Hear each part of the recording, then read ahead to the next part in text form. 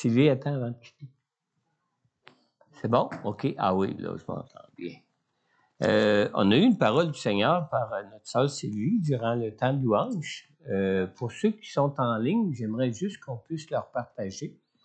Est-ce que tu pourrais nous partager ça, Sylvie, s'il te plaît?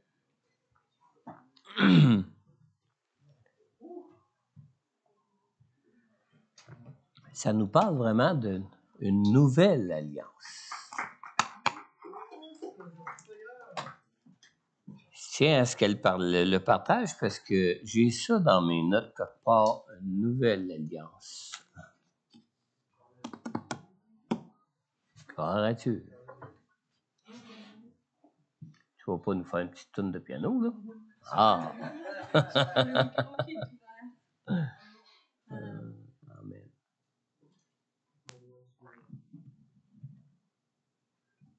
C'est tout simplement que le Seigneur me montrait une alliance, ce qu'on porte quand on est marié, une alliance au doigt, mais qui tournait au-dessus de ma tête. C'était beau de voir comment elle tournait.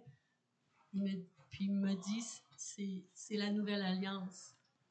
La nouvelle alliance, c'est ce que Jésus a fait.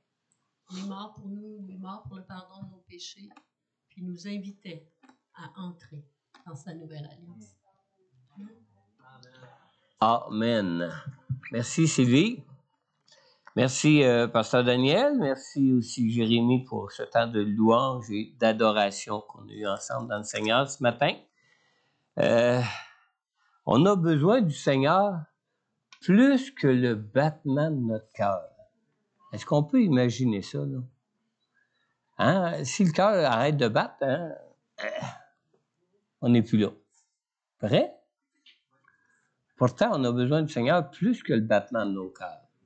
C'est lui-même qui nous donne un tout nouveau cœur. Amen. Et même si on meurt, en Jésus, on va vivre. Amen. Hein?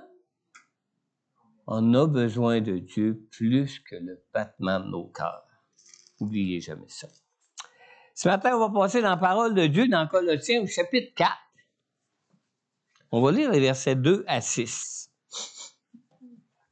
Je vais vous dire tout de suite comment j'ai intitulé mon message. Je l'ai intitulé « La puissance des mots ». Vous savez, il y a quelques semaines, Pasteur Daniel nous a parlé du fruit de nos lèvres, mais ce matin, je vais vous parler de la puissance de nos mots. D'où c'est que ça vient, cette puissance de nos mots? On lit dans le Colossiens chapitre 4 à partir du verset 2. « Persévérez dans la prière. Veillez-y dans une attitude de reconnaissance.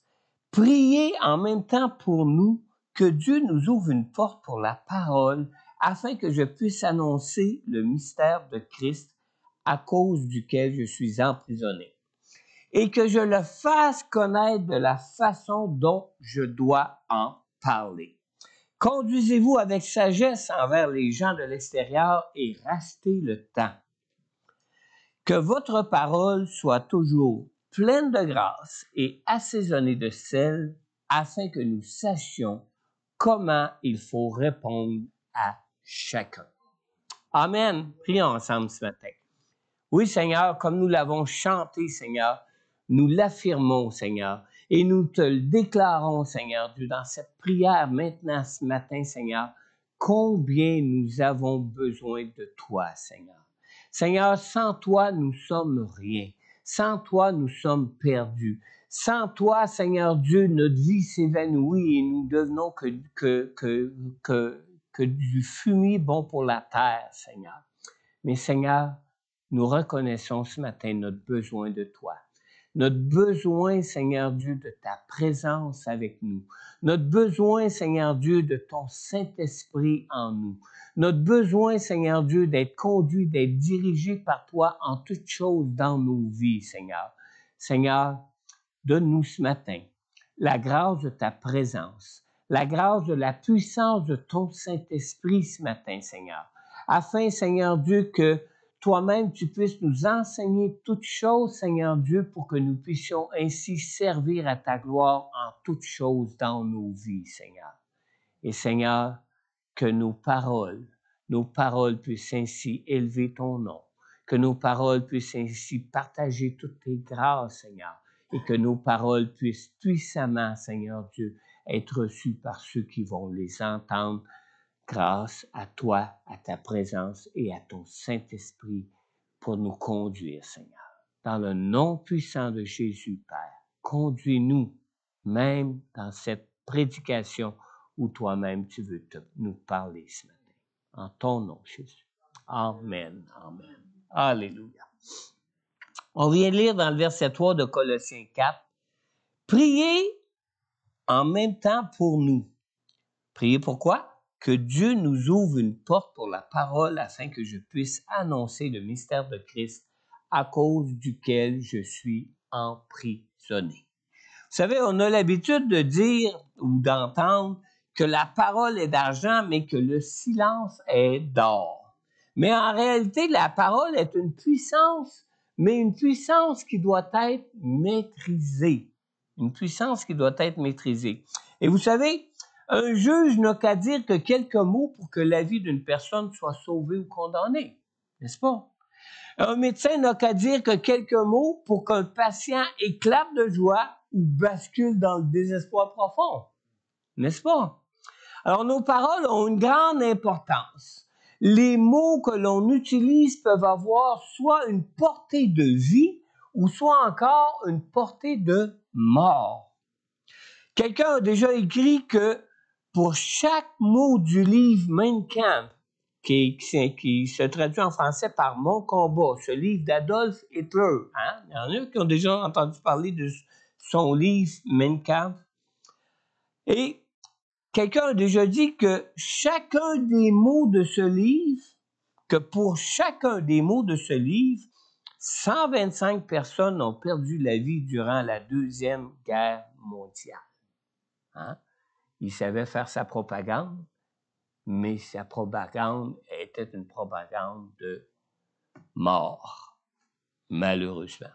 Et vous savez, la parole, c'est un don puissant de Dieu. Mais la parole est un don de Dieu qui doit être utilisé selon la volonté de Dieu et selon la vérité de Dieu. Amen. La vérité qui libère. Et la langue n'est qu'un tout petit organe, mais un tout petit organe qui peut accomplir de grandes choses. Dans Jacques au chapitre 3, on ne le lira pas maintenant, mais dans Jacques chapitre 3, dans les versets 3 à 12, ici, dans ces versets-là, la Bible utilise plusieurs groupes d'images pour parler de la langue. Plusieurs groupes d'images. La langue est comparée à une bride et à un mors dans la bouche d'un cheval. La langue est comparée à un feu et à un animal dangereux. Et la langue est aussi comparée à un arbre rempli de fruits et à une fontaine. Dans ces versets-là de Jacques 3, dans les versets 3 à 12. Et ces trois groupes d'images nous enseignent que la langue a le pouvoir de diriger, le pouvoir de détruire et le pouvoir de réjouir ou construire. Maintenant, la langue a donc le potentiel et le pouvoir d'accomplir de grandes choses. Mais de grandes choses, soit pour le bien, ou de grandes choses, soit pour le mal, évidemment. La puissance de la parole n'est pas sous la puissance du croyant. Vous saviez ça, hein? Que la puissance de la parole n'est pas sous la puissance du croyant, mais sous celle du Saint-Esprit qui est donnée aux croyants pour être conduit dans la vérité et pour être conduit dans la volonté de Dieu. Amen. Maintenant, on lit dans Jacques 3,8, on lit que la langue, aucun homme ne peut la dompter. C'est un mal qu'on ne peut pas maîtriser. Elle est pleine d'un venin mortel. Alors, notre ancienne nature, qui est si difficile à faire mourir, hein? Vous savez, celle qui n'est pas tuable, là? Cette ancienne nature nous pousse constamment à dire des choses que nous ne devrions pas dire. On lit dans Proverbes au chapitre 18 au verset 21, « La langue a le pouvoir de vie et de mort.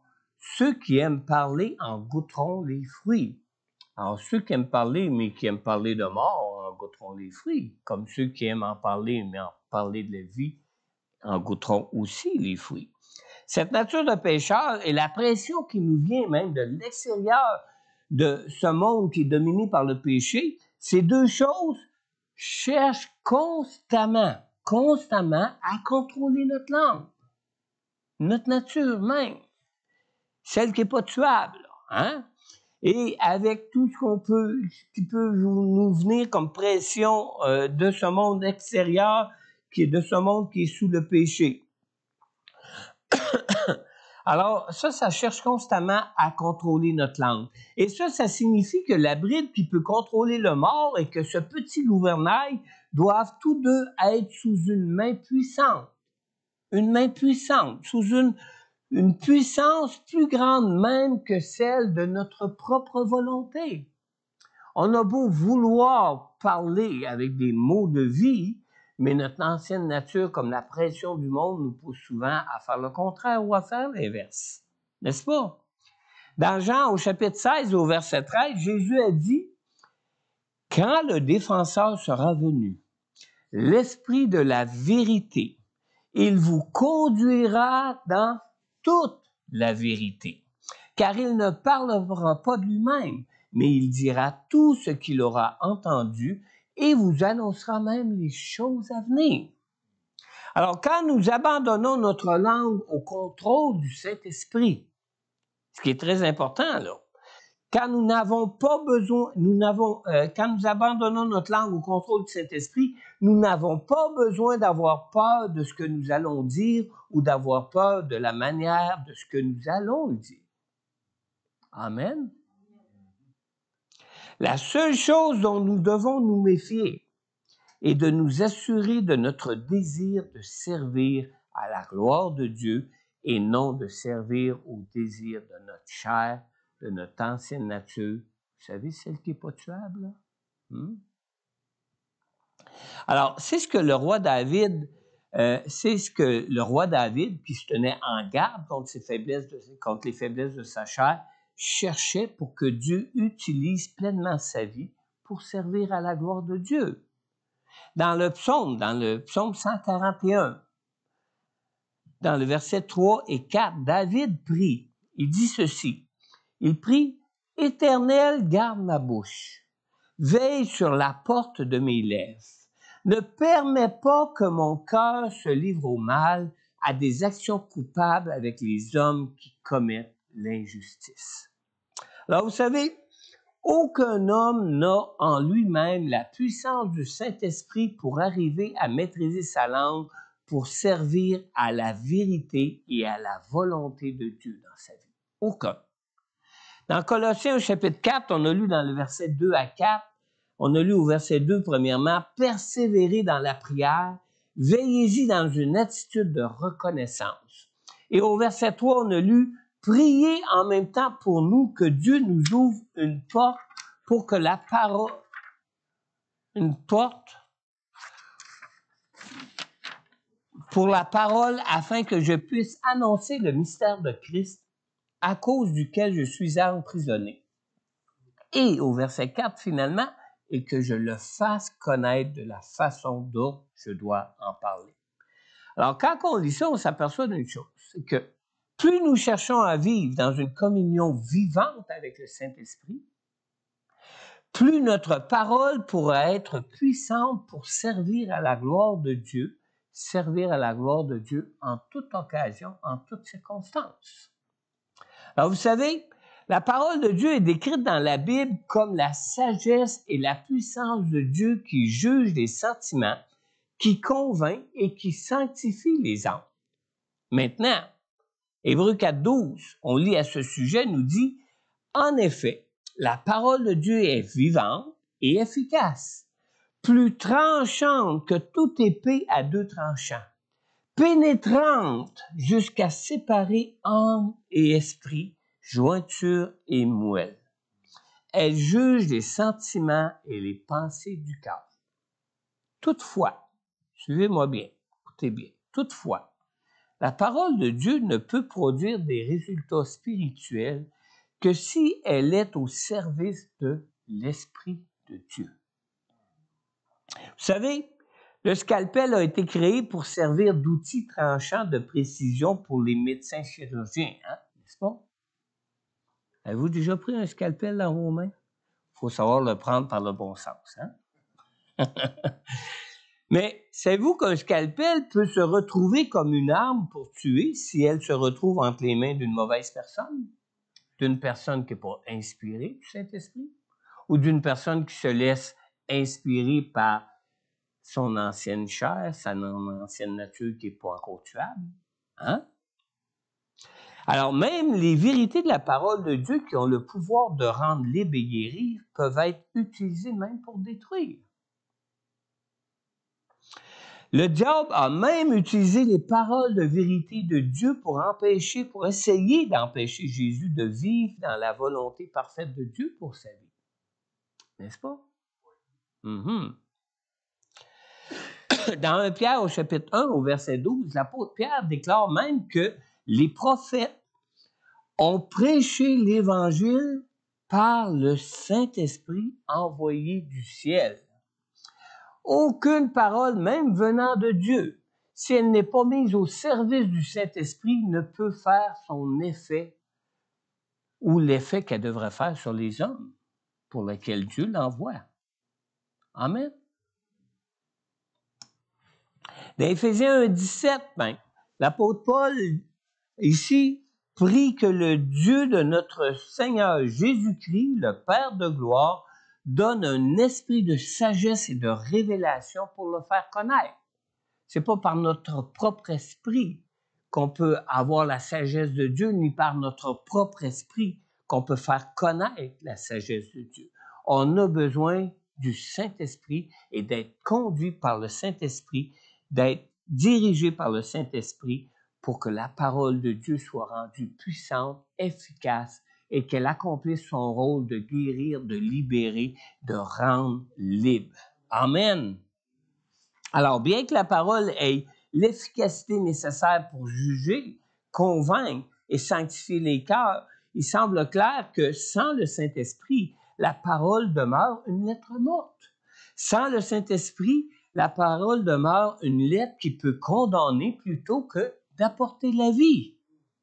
Alors, tant que le Saint-Esprit n'inspire pas notre compréhension des réalités spirituelles, notre sagesse humaine demeure soit inutile et sans effet, ou soit encore nocive et peut-être même destructive.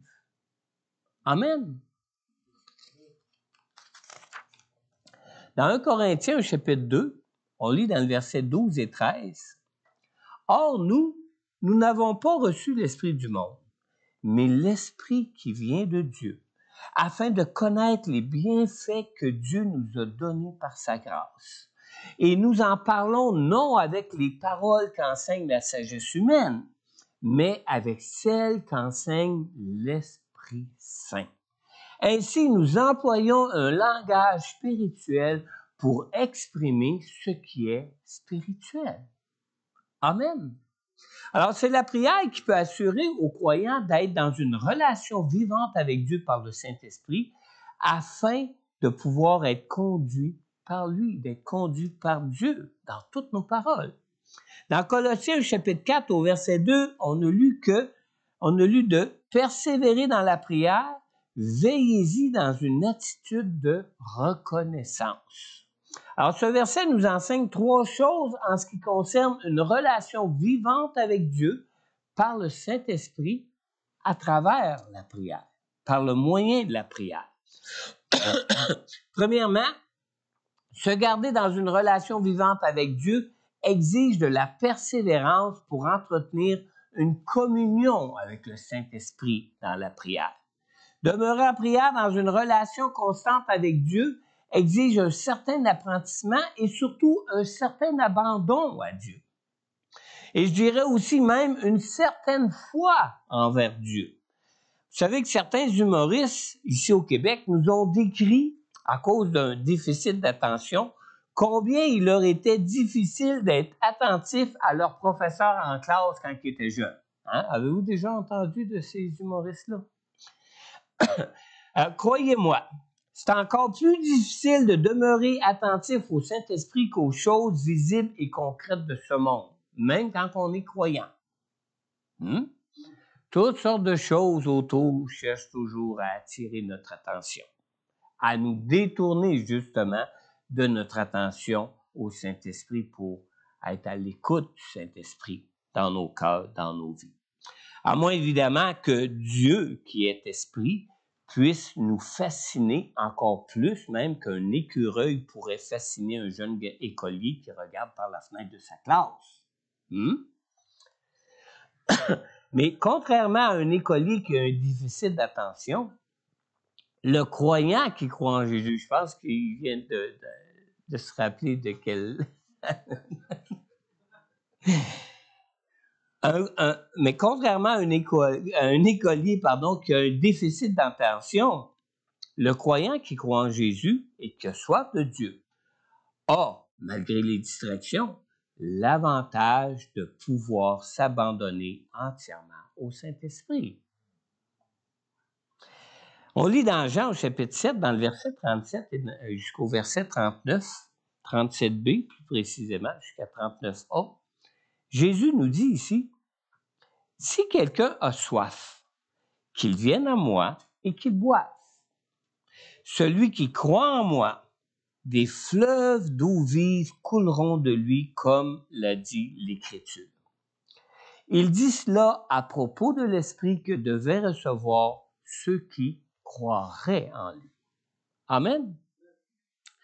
L'avantage d'être baptisé du Saint-Esprit, c'est celui de parler en langue. On connaît ça, c'est marqué dans la Bible, n'est-ce pas? À moins qu'on ait rajouté des versets dans ma Bible, non, mais moi, c'est marqué dans la mienne. L'avantage d'être baptisé du Saint-Esprit est celui de parler en langue, et c'est un avantage afin de laisser le Saint-Esprit s'adresser lui-même à Dieu pour nous, à notre place. 2 versets qui nous parlent de cet avantage qui sont donnés ici aux croyants. On a 1 Corinthiens 14:2 qui dit « En effet, celui qui parle en langue ne parle pas aux hommes, mais à Dieu, car personne ne le comprend. Et c'est en esprit qu'il dit des paroles mystérieuses. » On a aussi ce 2e verset, toujours dans 1 Corinthiens 14, mais au verset 14, qui dit « En effet, si je prie en langue, mon esprit est en prière, mais mon intelligence est stérile. » Alors, même si notre attention se tourne vers un écureuil, notre esprit demeure en prière, ou peut demeurer en prière. Amen. En plus de la persévérance dans la prière, évidemment.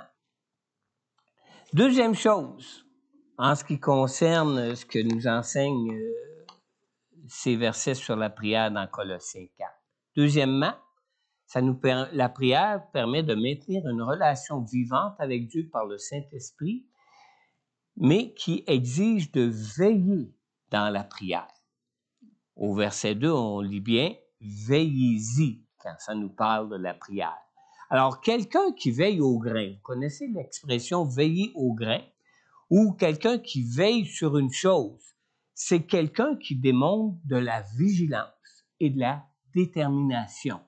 Alors, il faut être vigilant et déterminé pour veiller à la prière. Le mot grec même qui est traduit ici par veiller signifie d'être spirituellement attentif. Non pas physiquement, là, non pas matériellement, là, mais d'être vraiment vivant spirituel, d'être spirituellement attentif ou d'être spirituellement sur le qui-vive, alerte spirituellement. N'est-ce pas? Alors, être dans une relation vivante avec Dieu ne signifie pas d'être simplement en sa présence. On est bien dans la présence de Dieu, comme dans ce temps de louange qu'on a eu où on était dans la présence de Dieu. On peut être en présence de quelqu'un et avoir les idées complètement ailleurs aussi. Amen. Alors, il faut être spirituellement alerte. Il faut être spirituellement en communion avec Dieu quand on prie pour être à l'écoute de Dieu si on veut être dirigé par le Saint-Esprit. Amen. Mais si on se garde dans une relation vivante avec Dieu par le Saint-Esprit, c'est qu'on s'attend à ce que le Saint-Esprit nous parle, nous dise quelque chose, nous montre quelque chose, nous conduise dans une direction quelconque pour nos vies. N'est-ce pas? Comme dans 2 Corinthiens 13, qui dit dans la 3e partie du verset 13, qui nous dit concernant le Saint-Esprit, ça nous dit que la communion du Saint-Esprit soit avec vous tous. Et même dans l'ancienne version de Seconde 1910, ça traduisait que la communication du Saint-Esprit soit avec vous tous.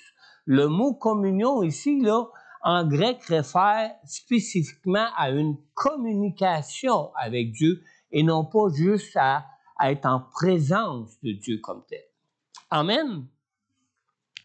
3e chose concernant aussi l'importance de la prière, maintenir une relation vivante avec Dieu par le Saint-Esprit exige de prier dans une attitude de reconnaissance, comme on l'a lu dans le verset 2. Maintenant, être reconnaissant, souvent ça nous parle juste d'un cœur, d'un cœur de reconnaissance. Mais en réalité, ça veut dire plus que ça. Suivez-moi bien. Être reconnaissant, c'est un ingrédient essentiel d'une communion vivante avec Dieu dans la prière. On lit dans Philippiens 4:6, « Ne vous inquiétez de rien, mais en toute chose, faites connaître vos besoins à Dieu par des prières et des supplications dans une attitude de reconnaissance. » Une attitude de reconnaissance, c'est un peu comme une attitude d'être observateur. Laissez-moi m'expliquer là. Comment quelqu'un qui n'arrive pas à reconnaître ce que Dieu fait dans sa vie pourrait-il seulement reconnaître quand le Saint-Esprit lui parle pour se laisser diriger par lui? Vous savez qu'il y a des gens, il y a des chrétiens qui prient « Seigneur, Seigneur, Seigneur », puis qu'à un moment donné, ils voient leur prière se réaliser, mais ils ont dit hey, « ça a bien à donner, tout ce que j'avais besoin, finalement, j'ai été comblé. » Parce qu'il y a eu telle chose, parce qu'un frère, si, parce que si. Mais où est-ce qu'il est la main de Dieu dans tout ça? Là? Tout ce qu'ils ont vu, c'est que le besoin a été comblé, mais ils n'ont jamais vu que c'était la main de Dieu qu'ils avaient comblé. Comment peuvent-ils être reconnaissants? Si déjà tu n'es pas capable de voir la main de Dieu agir quand tu pries, comment tu pourras être attentif au Saint-Esprit pour être à l'écoute du Saint-Esprit, pour être dirigé par lui? Amen. Vous m'avez bien compris, hein? Amen. Pas de reconnaissance équivaut à pas avoir de discernement, finalement. Hein? Parce que quand on prie Dieu, quand on prie Dieu, c'est parce qu'on s'attend à ce que Dieu réponde à nos prières. Mais quand on ne reconnaît pas que c'est lui qui a répondu à notre prière, c'est qu'on a manqué de le discerner parce que Dieu répond à toutes nos prières. Amen. Un dernier point maintenant. Notre relation avec Dieu par le Saint-Esprit est primordiale pour partager la grâce de Dieu à ceux qui sont perdus. C'est primordial. Je vais enlever mes feuilles pour me mêler. Dans Colossiens 4:4, on a le but de la prière pour lequel Paul demande des prières. Le but pour lequel il demande des prières, il dit « Et que je le fasse connaître de la façon dont je dois en parler. » Paul était-il un grand orateur? Paul était-il un homme sage qui savait s'adresser au monde? Je pense pas. Et c'est pour ça qu'il demande des prières. Mais même si on est un grand orateur et quelqu'un de sage qui sait s'adresser au monde, on a tous besoin que nos paroles soient inspirées par le Saint-Esprit. On a tous besoin que ce qu'on va partager nous soit inspiré et qu'il soit dirigé par le Saint-Esprit. La prière est de toute première importance pour faire connaître de la bonne façon toutes les grâces de Dieu à ceux qui sont perdus. Ce qui importe de notre désir de faire connaître les grâces de Dieu n'est pas de parler beaucoup, mais que nos paroles et que notre attitude nous soient inspirées et avoir été conduites par le Saint-Esprit en nous. Amen. Dans Colossiens 4,5, on a lu « Conduisez-vous avec sagesse envers les gens de l'extérieur et rachetez le temps. » Alors, quand on lit de « racheter le temps » au verset 5, c'est que plus on se tient dans une relation de prière avec le Saint-Esprit, mieux on saura se conduire avec sagesse en société. Amen. Et ce qui importe n'est pas de parler beaucoup, mais de parler à propos et de parler avec grâce. C'est ça qui va faire toute la différence. Vous savez, l'Église est la maisonnée de Dieu et les incroyants n'en font pas partie. Vrai? Mais en dehors de l'Église, tous les croyants devraient être connus comme des enfants de Dieu. Parce que les incroyants, ils ne savent pas c'est quoi un enfant de Dieu, ils ne sont jamais venus, ils ne viennent pas à l'Église. D'accord? Dans Colossiens 4,6, on a lu « Que votre parole soit toujours pleine de grâce, assaisonnée de sel, afin que vous sachiez comment il faut répondre à chacun. » Alors, se conduire avec sagesse signifie que notre parole soit toujours pleine de grâce et assaisonnée de sel. Le Seigneur Jésus parlait avec grâce, vous savez. Et même lorsque Jésus parlait du péché, il le faisait avec des paroles de grâce. On lit dans Luc au chapitre 4 au verset 22, on lit ici que tous lui rendaient témoignage. Ils étaient étonnés des paroles de grâce qui sortaient de sa bouche et ils disaient, « N'est-ce pas le fils de Joseph? » Hein? Ils pouvaient voir que Jésus, même s'il l'avait vu au milieu d'eux grandir, même s'il l'avait vu comme étant le frère de ses frères et le frère de ses sœurs, puis le fils de Joseph et de Marie, qu'eux connaissaient tous, que, wow, ce qu'il dit est vraiment spécial. C'est comme ça qu'on devrait être reconnu comme enfant de Dieu. Parce que c'est le même esprit de Dieu qui nous habite que celui qui a dirigé Jésus dans sa vie ici-bas. Amen. Alors, nos paroles devraient toujours communiquer la grâce de Dieu à ceux qui les entendent. Dans Éphésiens 4,15, on lit aussi, « Mais en disant la vérité dans l'amour, nous grandirons à tout point de vue vers celui qui est la tête, Christ. » Alors, c'est souvent difficile, vous savez, de parler de la grâce de Dieu, surtout quand on parle à un pécheur. Hein? Mais il faut toujours nous souvenir que Jésus n'est pas venu pour condamner les pécheurs, mais pour les sauver, pour leur parler de la grâce que Dieu leur offrait dans leur foi s'ils mettaient leur foi en lui. Amen. Se conduire avec sagesse, c'est aussi savoir bien doser nos encouragements à la sanctification. Dans la Bible, vous savez, le sel nous parle toujours de sanctification. Alors, le sel était utilisé pour conserver la nourriture. C'est dans ce sens-là qu'il en parle comme la sanctification. Mais le sel nous parle aussi d'assaisonnement. Et vous savez, certaines personnes ne mettent jamais de sel dans leur cuisine. Ça peut faire des bons plats, il n'y a pas de problème avec ça. Très nourrissant, très plein de protéines, etc. Mais ça risque d'avoir peut-être un goût un peu fade. Hein? De la même façon, notre parole doit être accompagnée, assaisonnée de sel. Dans Matthieu 5,13, même, ça nous dit, « Vous êtes le sel de la terre. » Mais si le sel perd sa saveur, avec quoi lui rendra-t-on? Il ne sert plus qu'à être jeté dehors et piétiné par les hommes. Alors, partager les grâces de Dieu, assaisonnées de sel, c'est quelque chose qui peut nous faire peur. Certains sont un peu comme dans la parabole des talents. Hein? Leur peur de gaffer les pousse à se taire plutôt que de faire des erreurs. Tu dis, « Oh Seigneur, je savais que toi, tu étais très sévère, alors plutôt que de risquer d'investir ton talent, je l'ai caché, puis voici, je te le redonne. » Qu'est-ce que Jésus a dit à ce serviteur? Infidèle.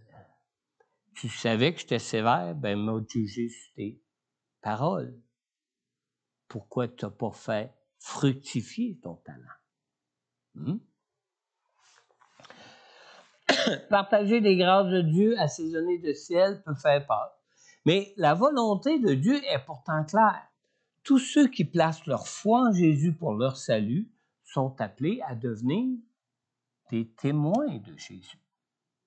Amen. Des témoins de Jésus. Dans Acte 8, Jésus dit, « Mais vous recevrez une puissance lorsque le Saint-Esprit viendra sur vous, et vous serez mes témoins à Jérusalem, dans toute la Judée, dans la Samarie, jusqu'aux extrémités de la terre et jusqu'à Montmagny. » Amen. Amen. Alors, parler de Jésus et des grâces que Dieu nous offre à travers lui peut nous sembler souvent trop risqué, souvent même trop difficile, souvent même impossible pour nous. Pourtant, Jésus lui-même nous assure des plus grandes promesses de Dieu pour nous qualifier pour répondre à cet appel. N'est-ce pas? Dans Acte 1, il nous dit dans le verset 4 et 5, la parole de Dieu ici nous dit, « Alors qu'ils se trouvaient en leur compagnie, il leur recommanda de ne pas s'éloigner de Jérusalem, mais d'attendre ce que le Père avait promis. Ce que je vous ai annoncé, leur dit-il, car Jean a baptisé d'eau, mais vous, dans peu de jours, vous serez baptisés du Saint-Esprit. » Alors, vous savez, la beauté de la nouvelle alliance, cette alliance que Sylvie a vue, là. La beauté de la nouvelle alliance réside dans le fait de la présence de Dieu avec nous dans ce monde. On lit dans Matthieu 1,23 concernant Jésus, « La Vierge sera enceinte, elle mettra au monde un fils et on l'appellera Emmanuel, ce qui signifie Dieu avec nous. » Si on entre dans cette alliance, c'est qu'on entre en présence de Dieu pour être avec Dieu dans nos vies ici-bas. Amen. Mais aussi de l'onction de la puissance du Saint-Esprit pour tous les croyants en aussi grand nombre que Dieu peut les appeler.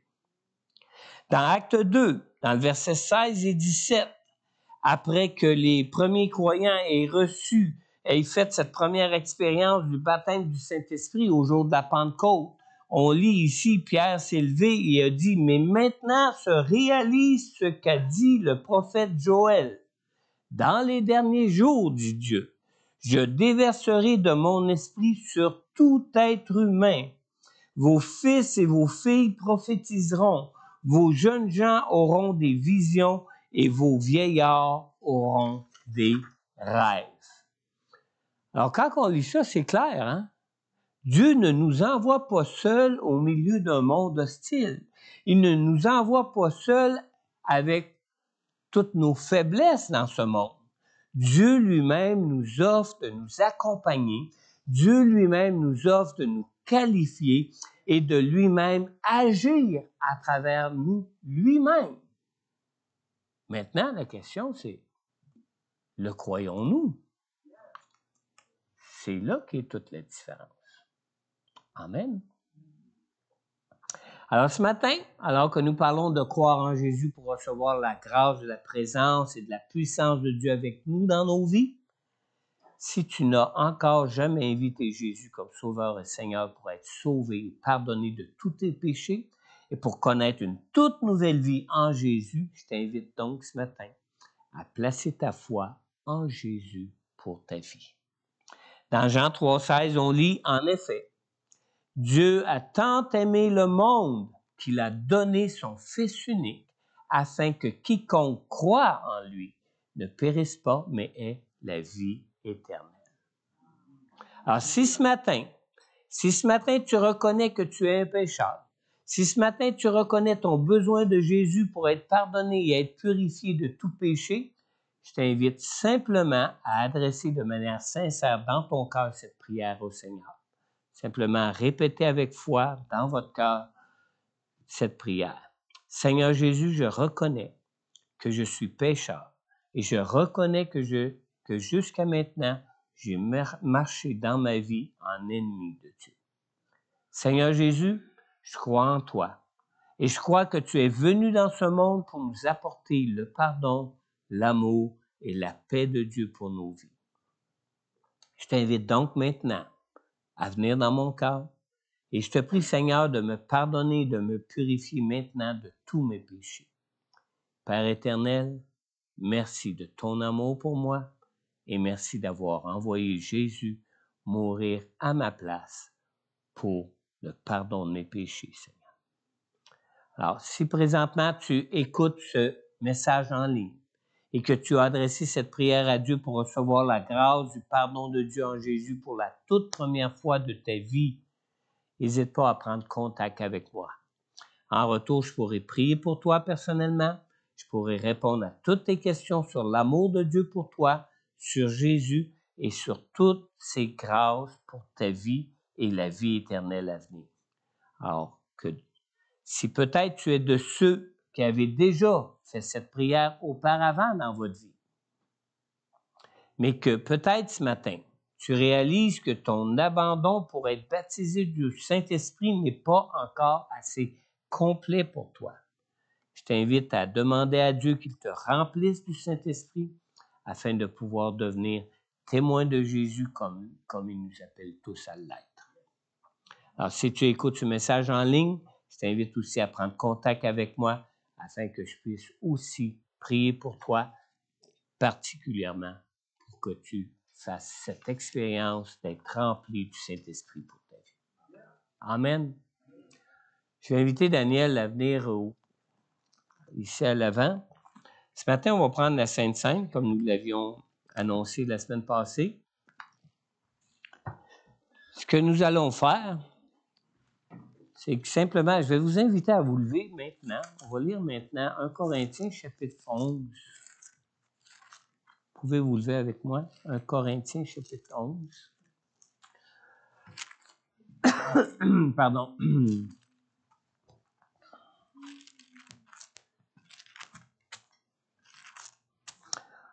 On va lire à partir du verset 23, où ce qu'on lit.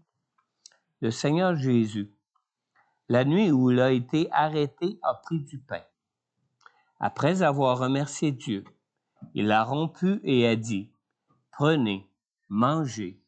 Ceci est mon corps qui est rompu pour vous.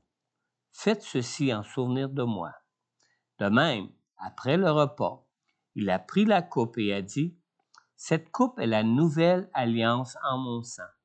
Faites ceci en souvenir de moi toutes les fois que vous en boirez.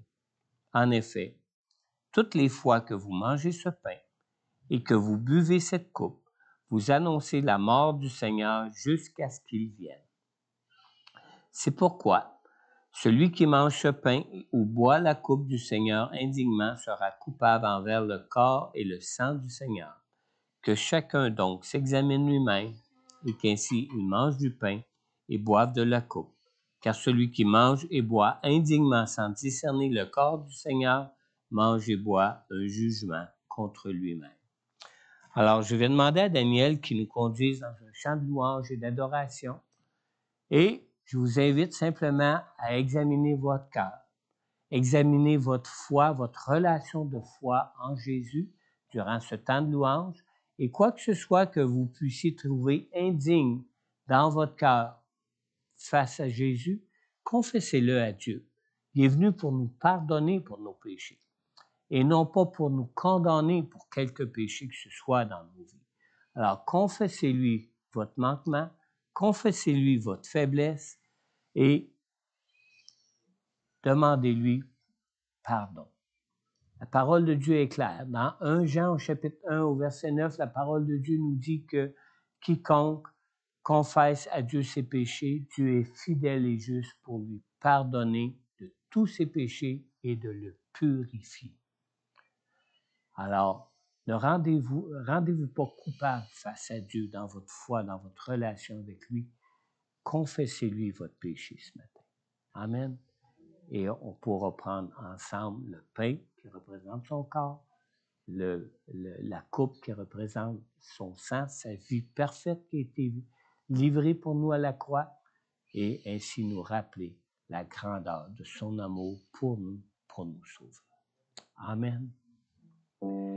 Tout de suite après tout de suite après que nous aurons pris ensemble la Sainte Seine, après ce temps de louange et d'adoration, ceux qui voudront s'avancer pour des prières ce matin, que ce soit pour le baptême du Saint-Esprit, que ce soit pour tout autre besoin dans votre vie, vous pourrez le faire, puis on va prendre un temps de prière aussi pour confier vos vies à Dieu. Amen. Amen.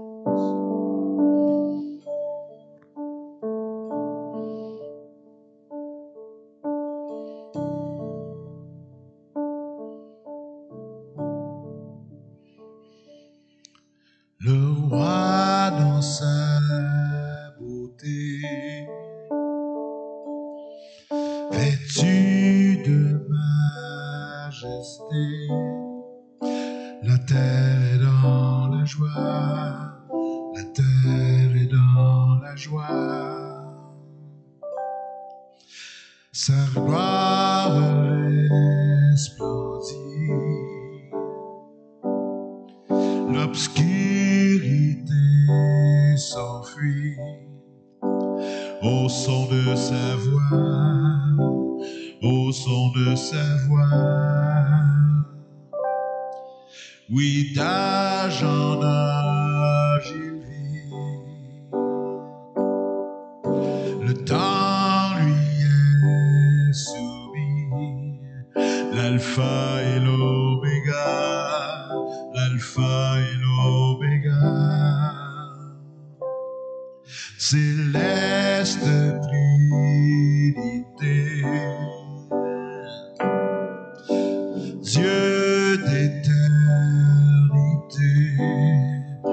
le lion et l'agneau, le lion et l'agneau.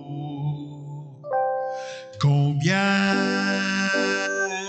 Dieu est grand, chantons-le combien Dieu est grand, et tous verront combien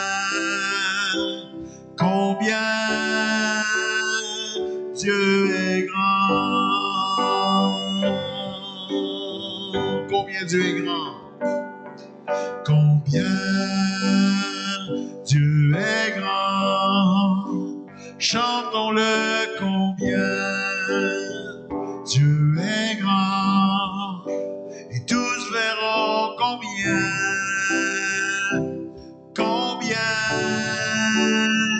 Dieu est grand.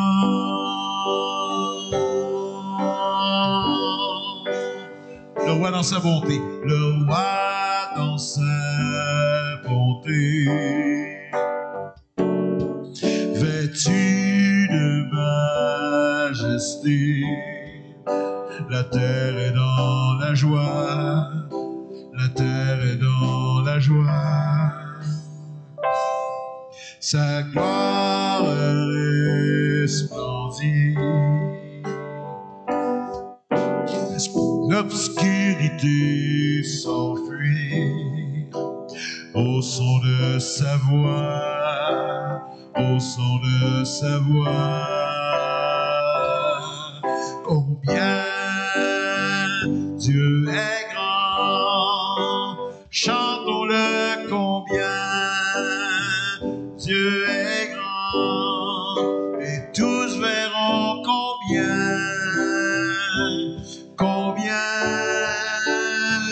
Dieu est grand. Oui, d'âge en âge, oui, d'âge en âge, il vit. Le temps lui est soumis, l'alpha et l'oméga, l'alpha et l'oméga. Céleste Trinité, Dieu d'éternité, le lion et l'agneau, le lion et l'agneau. Combien Dieu est grand, chantons-le combien Dieu est grand, et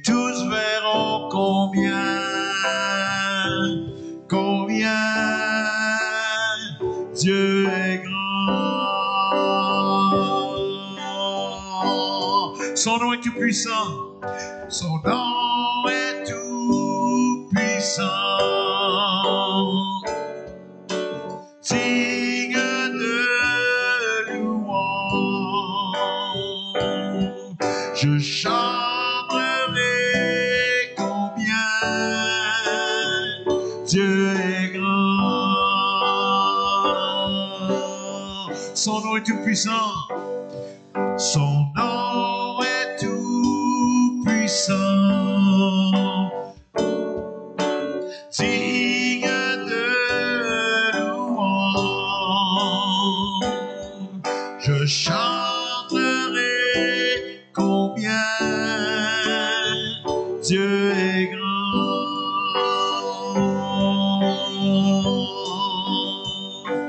Combien Dieu est grand. Chantons-le combien Dieu est grand. Et tous verront combien Dieu est grand. Combien Dieu est grand. Combien Dieu est grand. Chantons-le combien Dieu est grand. Et tous verront combien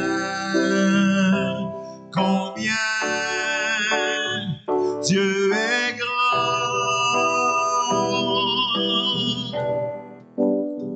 Tous verront combien Dieu est grand. Oui, Dieu est grand. Et tous verront combien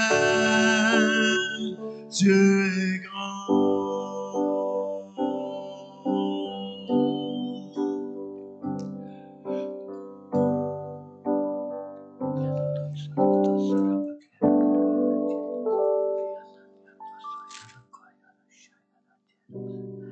Le Seigneur Jésus, la nuit où il a été arrêté, a pris du pain.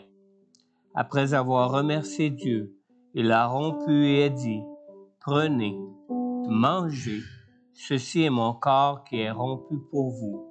Faites ceci en souvenir de moi. » De même, après le repas, il a pris la coupe et a dit, « Cette coupe est la nouvelle alliance en mon sang.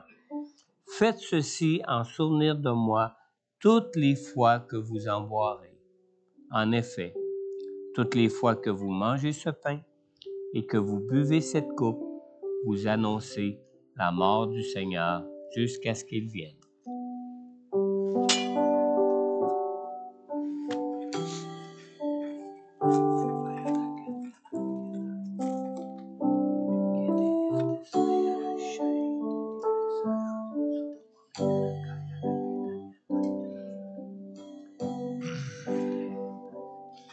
Son nom est tout puissant. Digne de louange. Chanterai combien Dieu est grand.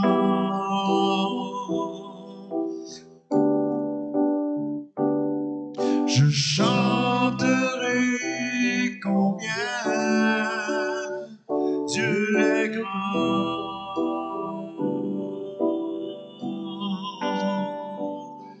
Je chanterai combien Dieu est grand.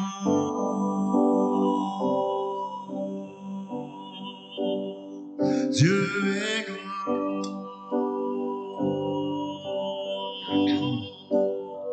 Dieu est grand.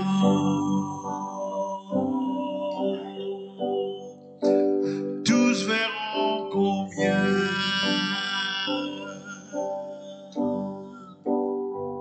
Dieu est grand.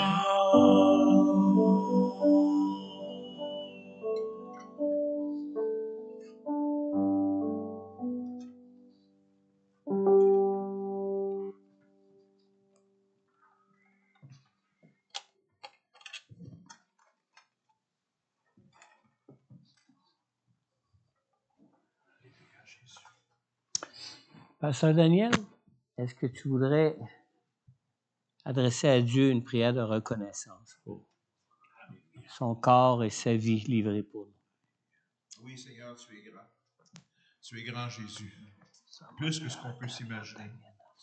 Lorsqu'on a compris ta grandeur, elle est encore plus grande. Tu nous aimes. Juste ta présence dans nos vies, Seigneur. Cet acte d'alliance que tu fais avec nous. Nul autre est semblable à toi, Seigneur. Merci, Jésus, d'être mort sur la croix. Par ton obéissance, tu t'es abaissé pour un peu de temps, afin de te mettre à l'égalité de l'homme, afin de vivre aussi les tentations et les souffrances, afin de mieux nous comprendre et qu'on puisse mieux te comprendre. Dieu, tu t'es révélé à travers ton Fils. Tu as tourné le dos au péché qui était sur ton Fils sur la croix. Alors que ton Fils a crié, « Père, Abba, Père, pourquoi tu m'as abandonné? » Mais plus tard, il a dit, « Tout est accompli. » Son obéissance, Seigneur, a vraiment tout accompli. Même le diable a regretté ce qu'il a fait lorsqu'il a réalisé que, au lieu de se débarrasser de Jésus, il a fait partie du plan de Dieu. Il a été aveuglé pour un peu de temps, afin qu'il ne comprenne pas l'œuvre grandiose que tu as fait, Seigneur, à notre avantage. Et tu as tellement souffert pour nous. Tu as fait couler ton sang.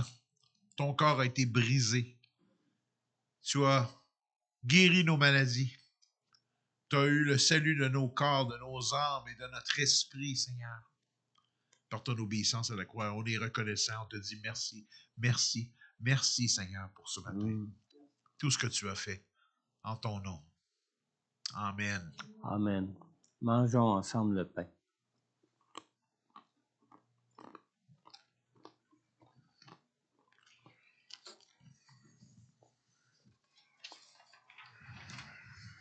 Et buvons ensemble la coupe qui représente cette nouvelle alliance de foi en Jésus.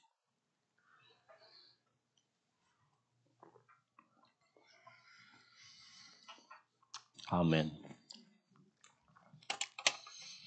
Je vais demander à Daniel maintenant de nous conduire dans un dernier chant de louange et d'adoration.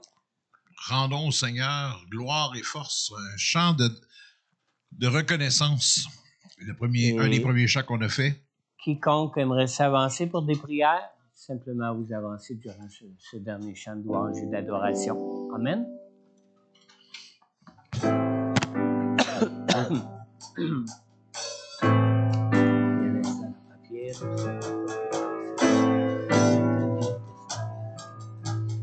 Rendons au Seigneur gloire et force, rendons au Seigneur gloire et honneur, rendons au Seigneur la gloire qui lui revient.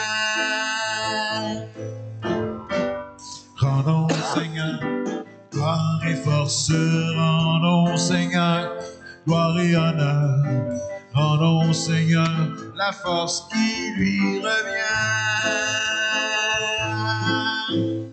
Adorons-le, contemplons, exaltons le roi, la voix du Seigneur retentit en tout lieu. Il est le roi à jamais. Adorons-le, contemplons, exaltons le roi, la voix du Seigneur retentit en tout lieu. Il est le roi à jamais. Rendons au Seigneur gloire et force, rendons au Seigneur gloire et honneur, rendons au Seigneur la gloire qui lui revient. Rendons au Seigneur gloire et force, rendons au Seigneur gloire et honneur, rendons au Seigneur la gloire qui lui revient. Adorons-le, contemplons, exaltons le roi, la voix du Seigneur retentit en tout lieu. Il est le roi à jamais. Adorons-le, contemplons, exaltons le roi, la voix du Seigneur retentit en tout lieu. Et le roi, il est le roi. Adorons-le, contemplons, exaltons le roi, la voix du Seigneur retentit en tout lieu. Il est le roi à jamais. Il est le roi à jamais. Il est le roi à jamais. Rendons au Seigneur gloire et force, rendons au Seigneur gloire et honneur. Rendons au Seigneur la gloire qui lui revient. Rendons au Seigneur gloire et force, rendons au Seigneur gloire et honneur. Rendons au Seigneur la gloire qui lui revient.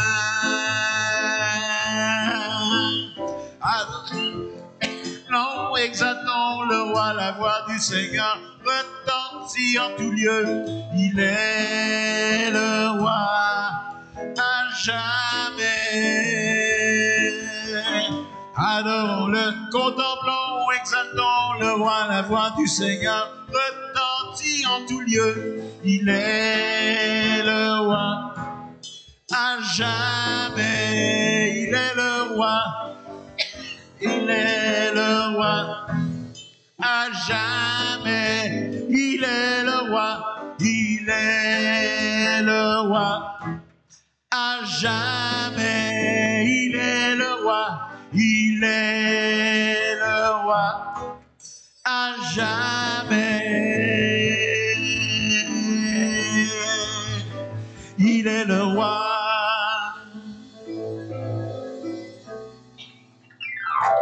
Amen.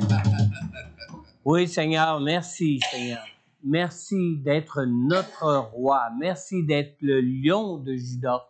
Et merci aussi d'avoir été l'agneau de Dieu qui nous sauve, Seigneur. Seigneur, on te prie pour ta grâce, Seigneur. Ta grâce en toutes choses dans nos vies, Seigneur. La grâce de ta présence, Seigneur Dieu, et surtout, Seigneur Dieu, la grâce, Seigneur Dieu, de la plénitude de ta présence en nous par ton Saint-Esprit, Seigneur. Viens remplir nos cœurs de ta présence, Seigneur. Viens, Seigneur Dieu, conduire nos cœurs dans tous tes plans, ta volonté de vie pour chacun de nous, Seigneur.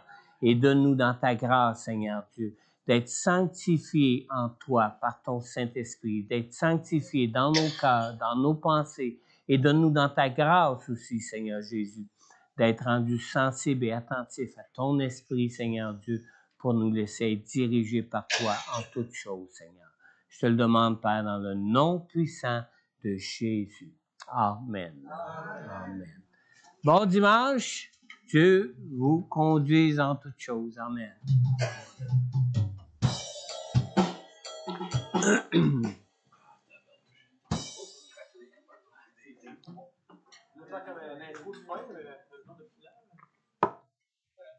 Je trouve que ça a bien fini. Oui.